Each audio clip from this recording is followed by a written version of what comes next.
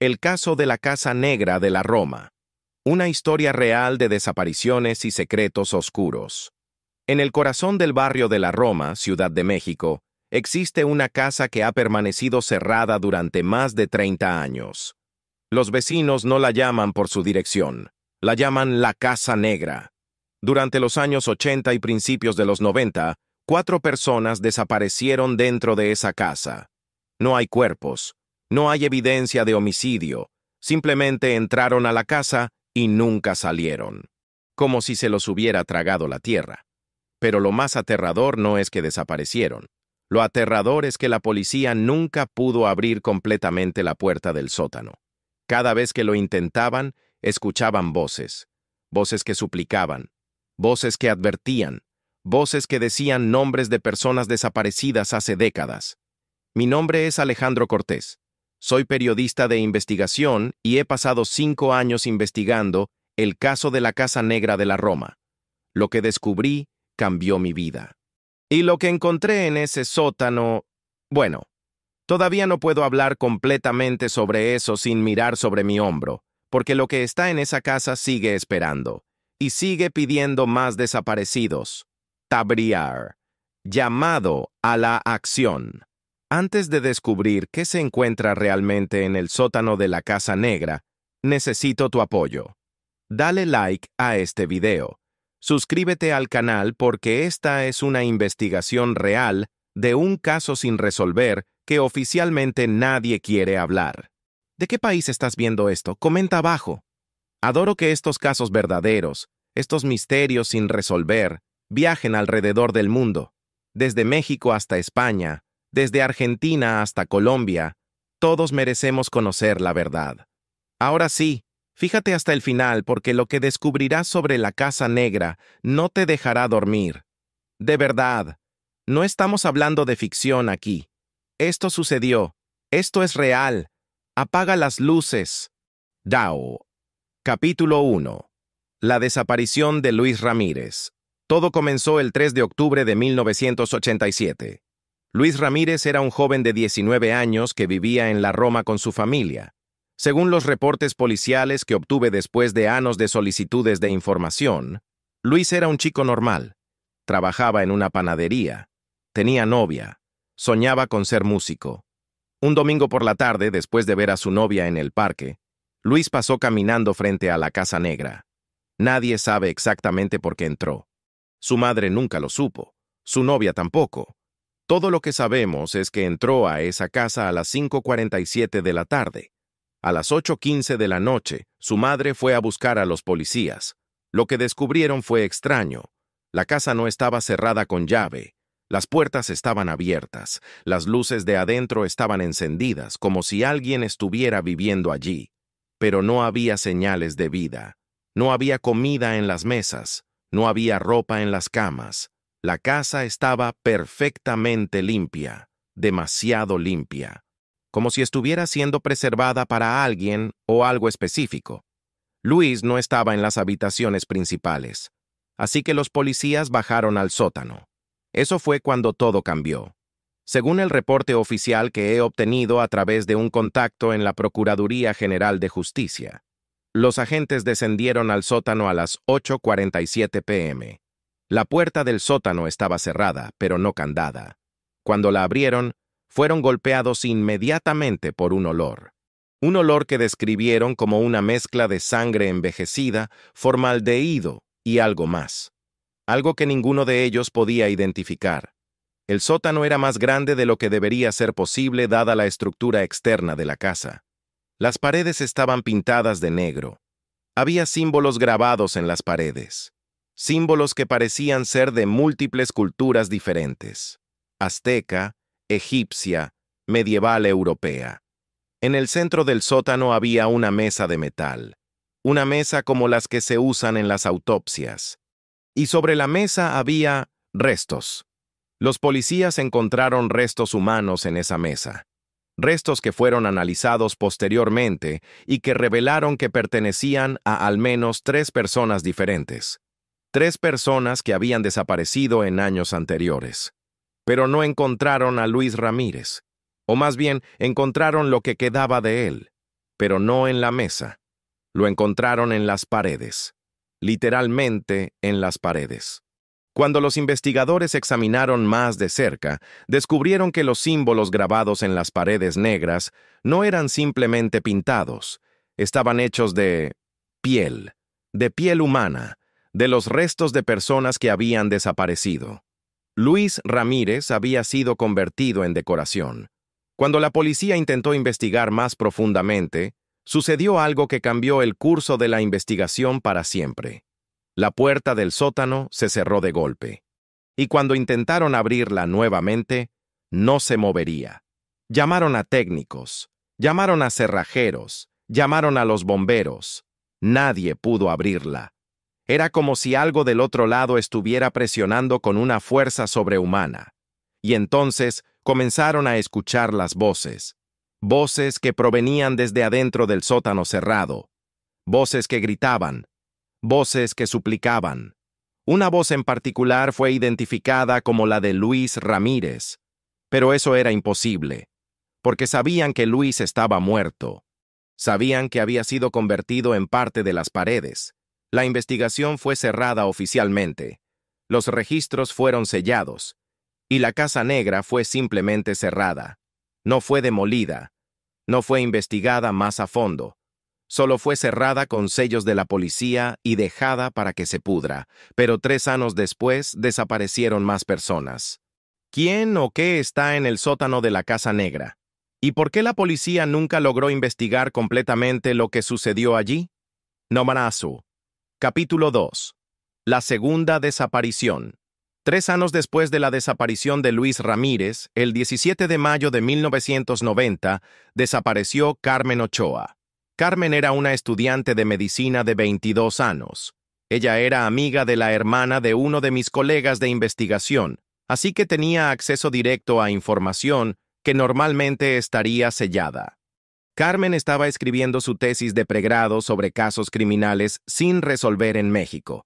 Como parte de su investigación, visitó la comisaría de la Roma y preguntó sobre casos antiguos sin cerrar. Un oficial le mencionó la Casa Negra. «No deberías ir allí», le dijo el oficial, según la declaración grabada que obtuve. «Esa casa tiene problemas que no son normales». Pero Carmen, siendo joven y confiada, decidió que debería ver la casa por sí misma. Pensaba que sería una buena fuente para su tesis. El 18 de mayo de 1990, a las 2:34 p.m., Carmen fue vista entrando a la Casa Negra por una vecina. La vecina, una señora llamada Doña Petra, reportó esto a la policía. Esta vez, cuando los policías fueron a la casa, encontraron las puertas cerradas y candadas, de una manera que parecía imposible, porque la casa llevaba 3 años vacía. No había cerrajero que hubiera puesto esos candados. Llamaron a un cerrajero. Tardó 2 horas en abrir la puerta principal. Cuando entraron a Carmen en la sala, completamente consciente, sentada en una silla que no había estado allí en la inspección anterior, mirando fijamente hacia la pared, sin parpadear. «¿Carmen?», preguntó el oficial. Carmen giró su cabeza lentamente hacia ellos, y cuando habló, su voz era diferente. Era su voz, pero con un acento que nadie pudo identificar. Un acento antiguo. «Ella ya no es Carmen», dijo una voz que provenía de la boca de Carmen, pero que no era la de Carmen. «Carmen está con nosotros ahora, en el lugar donde duermen todos. Carmen está aprendiendo. Carmen está transformándose». Los oficiales sacaron sus armas, pero no sabían a qué apuntaban. No sabían cómo luchar contra algo que no era completamente comprensible. Carmen se levantó de la silla y comenzó a caminar hacia la puerta del sótano.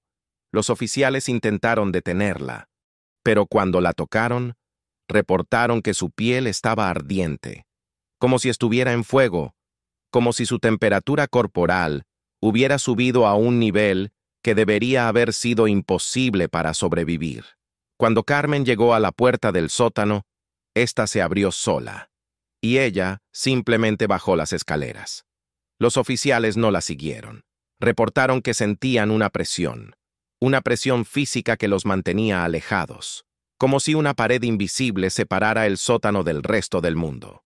Luego, la puerta se cerró, y nuevamente, cuando intentaron abrirla, no se movería. Pero esta vez, las voces que escucharon fueron diferentes. Esta vez, escucharon la voz de Carmen, una voz que suplicaba, una voz que decía: «Ayúdenme, por favor, sé dónde estoy, sé lo que me está pasando, y sé que no puedo salir, sé que nadie puede salir». La investigación fue cerrada nuevamente, sellada nuevamente, y la Casa Negra fue dejada sola nuevamente. Pero ahora, la policía sabía algo que antes no sabían. Algo estaba viviendo en esa casa, algo que deseaba compañía, algo que estaba eligiendo a personas específicas y trayéndolas allá para transformarlas, para convertirlas en parte de algo mayor. Y lo más aterrador, sabían que vendría una tercera desaparición. ¿Podrá la policía prevenir la próxima desaparición? ¿O está la Casa Negra destinada a continuar alimentándose indefinidamente? Capítulo 3. La advertencia ignorada. Después de la desaparición de Carmen, hubo un movimiento dentro de la comisaría para investigar la Casa Negra más seriamente. Un joven inspector llamado José María Ramírez, sin relación con Luis Ramírez, el primer desaparecido, decidió que suficiente era suficiente. Requirió una orden judicial para investigar el sótano completamente.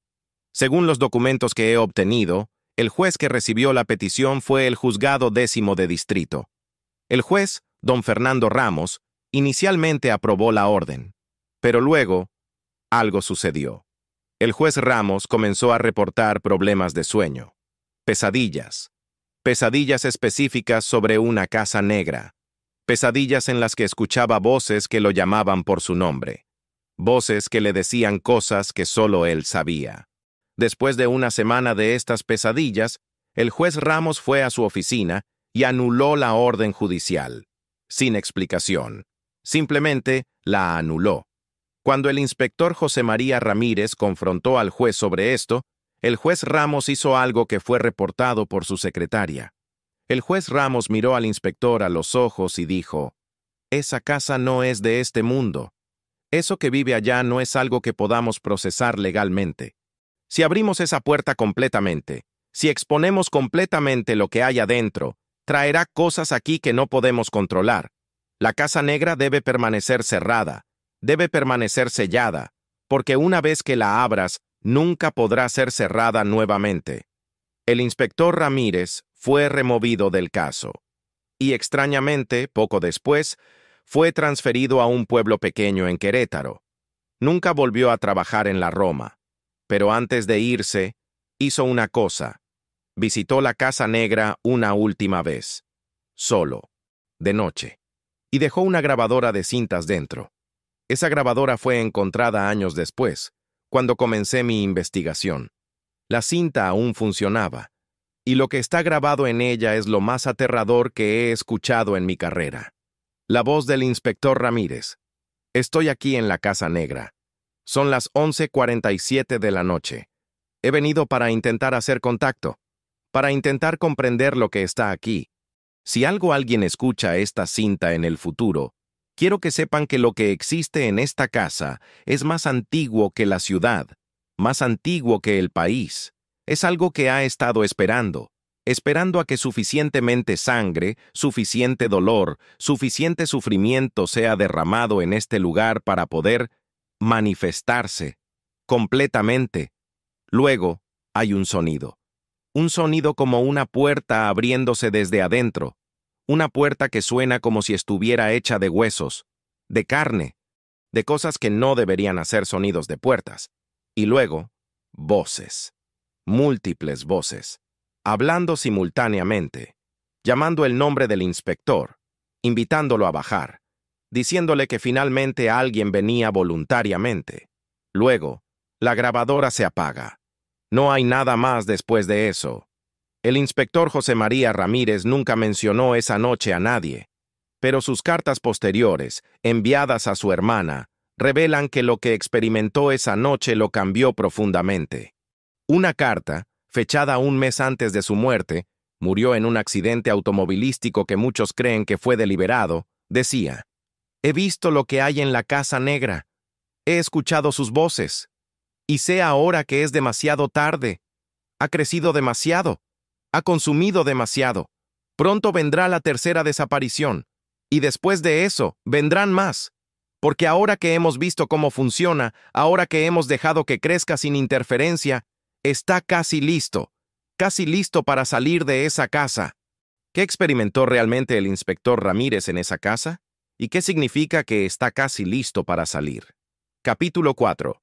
La tercera y cuarta desaparición. La tercera desaparición sucedió exactamente 2 años después de la de Carmen, el 18 de mayo de 1992. Fue Javier Mendoza, un adolescente de 16 años que vivía cerca de la Casa Negra. Javier fue visto entrando a la casa a las 3:22 p.m. Fue visto por un vendedor de tamales que pasaba por la calle. Cuando la policía fue a investigar, Javier ya estaba ido. La casa estaba abierta nuevamente, las luces estaban encendidas nuevamente, y el sótano estaba emitiendo un sonido bajo, un sonido como un corazón latiendo, pero amplificado a través de toda la casa, reverberando en las paredes, vibrando en el suelo. Los oficiales no bajaron al sótano esta vez, simplemente cerraron la casa nuevamente. Y esperaron para ver si pasaría algo, pero pasó algo. Algo que ninguno de ellos anticipó. Comenzaron a recibir llamadas telefónicas, llamadas de números que no podían ser rastreados, llamadas en las que escuchaban voces que reconocían. Oficiales reportaron que recibían llamadas de sus propias voces, voces que les advertían, voces que les decían secretos, voces que decían cosas tan personales que no había forma de que alguien más lo supiera. El caos comenzó. Los oficiales comenzaron a enfermar. Comenzaron a desarrollar una enfermedad que los médicos no podían diagnosticar. Una enfermedad que causaba alucinaciones, paranoia, depresión severa. 3 oficiales intentaron suicidarse. 2 tuvieron éxito. La comisaría fue investigada por el Estado. Pero no encontraron nada evidentemente mal. Los investigadores concluyeron que era estrés laboral. TEPT. Problemas psicológicos normales. Pero nadie, absolutamente nadie, quería ser asignado a monitorear la Casa Negra. Entonces, cuando sucedió la cuarta desaparición, fue prácticamente ignorada. La cuarta desaparición fue Gabriela Soto, una estudiante de 20 años. Ella desapareció el 3 de octubre de 1995, exactamente 8 años después de Luis Ramírez. Gabriela fue vista entrando a la casa, pero esta vez nadie reportó a la policía. Nadie quería involucrarse con la Casa Negra. Era como si la gente del barrio hubiera hecho un acuerdo tácito. Ignora la casa, y la casa no te molestará. Fue en ese punto en mi investigación que descubrí algo aterrador. La Casa Negra no era accidental. No era una casa que alguien simplemente había usado para hacer cosas malas. Era una casa que había sido construida específicamente como un contenedor para algo. Y encontré registros del terreno donde se construyó la casa. Registros que remontaban a tiempos coloniales, y en esos registros encontré una referencia a una estructura anterior, una estructura indígena. Una estructura que había sido dedicada a algo. Los españoles, cuando colonizaron el área, habían intentado destruir esa estructura, pero no la destruyeron completamente, solo la cubrieron. Construyeron una iglesia encima, pero la iglesia fue abandonada en los años 1800, y cuando fue abandonada, algo más fue construido en el mismo lugar, una casa negra, una casa que había sido construida en un sitio sagrado, en un sitio donde algo había sido adorado, en un sitio donde algo seguía esperando. ¿Qué es realmente lo que vive en la Casa Negra? ¿Un espíritu? ¿Una entidad? ¿O algo más antiguo y más hambriento? Mamerku. Capítulo 5. La verdad final. Mi investigación me llevó a muchos lugares, museos, archivos históricos, libros antiguos, pero la verdad final vino de un lugar inesperado. Vino de Rosa María Jiménez. Rosa María fue una de las primeras personas en vivir en la Casa Negra cuando fue construida, a principios de los años 1960. Su padre era el constructor que fue contratado para construir la casa. Rosa María, ahora de 78 años, vive en un asilo en Coyoacán. Cuando la encontré y le mostré fotografías de la Casa Negra, se puso pálida. «No debiste haber encontrado esa casa», dijo. «Mi padre nunca debería haberla construido, pero fue contratado por un hombre muy rico, un hombre que dijo que sabía qué había en el terreno, que sabía que había sido adorado allí hace cientos de años». «¿Qué fue?», pregunté. «Una deidad», respondió Rosa María. «Una deidad que no era completamente buena ni completamente mala. Era una necesidad, un equilibrio. Los indígenas le traían ofrendas, le traían gente que ofrecía voluntariamente su vida para mantener el balance, para mantener la paz en el lugar. ¿Y cuando los españoles llegaron?», pregunté. «Intentaron destruir el culto, pero no pudieron destruir lo que estaba en el terreno. Así que lo sellaron. Y durante cientos de años, el lugar permaneció inerte, durmiendo. Pero entonces fue construida la Casa Negra», dije. «Sí», estuvo de acuerdo Rosa María.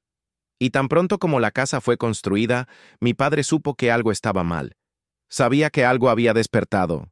Dijo que podía sentirlo, que podía escucharlo debajo de las paredes, que estaba hambriento después de siglos de dormir». Rosa María luego me mostró una carta escrita por su padre antes de su muerte en 1978. La carta decía: «He construido la jaula. He construido el lugar donde lo que duerme debajo de la tierra puede existir en el mundo de los vivos. Pero es una jaula imperfecta. Cada año que pasa, se debilita. Cada vida que se toma, la fortalece. Pronto, muy pronto, será lo suficientemente fuerte para romper los sellos que hemos puesto. Y cuando lo haga, todos los que viven en la Roma sufrirán». Luego, pregunté la pregunta crucial: «¿Qué es lo que está en esa casa?». Rosa María se tomó su tiempo antes de responder. Finalmente dijo: «Es un Dios olvidado, un Dios que fue alimentado durante cientos de años, un Dios que aprendió a amar el sabor de la carne, un Dios que ha estado esperando durante 3 siglos a que alguien lo despertara». «¿Está despierto ahora?», pregunté. «Completamente», respondió Rosa María. «Las 4 desapariciones no fueron al azar, fueron rituales. Rituales que liberaron sellos que habían sido colocados hace cientos de años. Con la 4ª desaparición, el último sello fue roto». «¿Qué significa eso?», pregunté, aunque podía adivinar la respuesta. «Significa que la Casa Negra ya no es una jaula», respondió Rosa María. «Es una puerta que ahora está completamente abierta». Cuando dejé a Rosa María ese día, hice una última pregunta. «¿Dónde va? ¿Qué hará ahora que la puerta está abierta?». Rosa María me miró a los ojos y dijo algo que aún me persigue: «Donde ha sido adorado, donde hubo sangre, donde hubo miedo. Irá donde las personas ya no lo esperan. Irá donde la gente ha olvidado que tales cosas existen. Irá a cada casa, cada callejón, cada rincón oscuro de la Roma, porque ha aprendido lo que les gusta a los humanos, ha aprendido a parecer humano. Y ahora, nadie estará seguro». Nania. Epílogo. La investigación continúa. Hace 3 años que terminé mi investigación principal sobre la Casa Negra. Traté de publicar mis hallazgos, traté de advertir a la gente, pero las editoriales se negaron. Los periodistas que querían ayudarme fueron prevenidos. Oficiales de la policía que habían comenzado a cooperar fueron transferidos. Es como si hubiera una fuerza activa intentando mantener el secreto. Una fuerza interesada en que el público nunca supiera completamente qué sucedió en la Casa Negra. Pero aquí está lo que sé. Las desapariciones no se detuvieron después de 1995. Solo se ocultaron mejor.